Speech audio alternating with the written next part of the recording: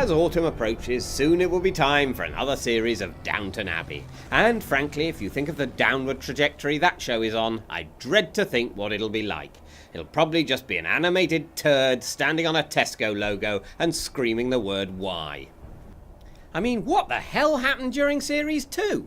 And don't say the war, I'm only too well aware the war happened in it. But what happened to the writing? The first series of Downton Abbey I found mildly enjoyable.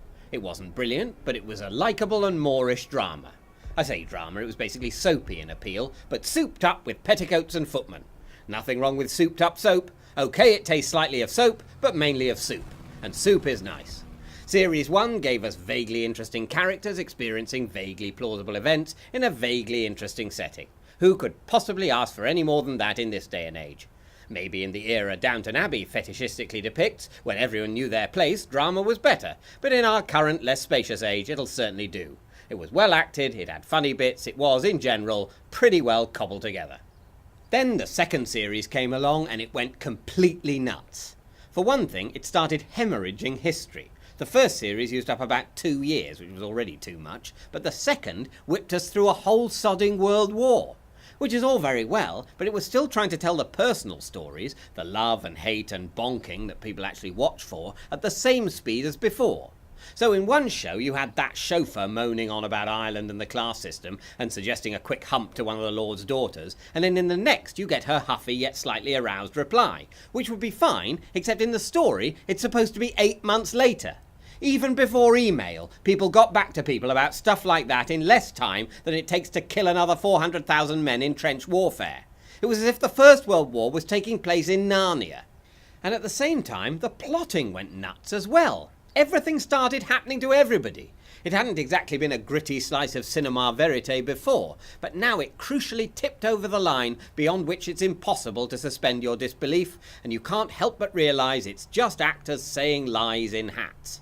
Suddenly, a guy turns up with bandages round his face, saying he's the long-lost heir, but he's only just remembered because of shell shock. Then, just as suddenly, he sods off and no one mentions him again.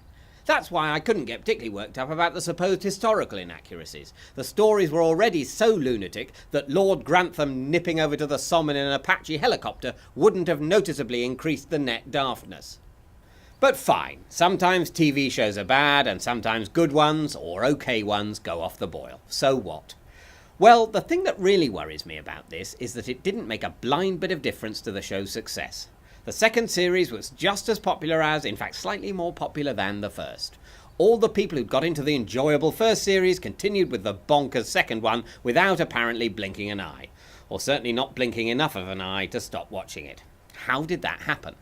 Maybe the second series wasn't a failure of writing at all. Maybe it's my failure to understand what Downton Abbey is for.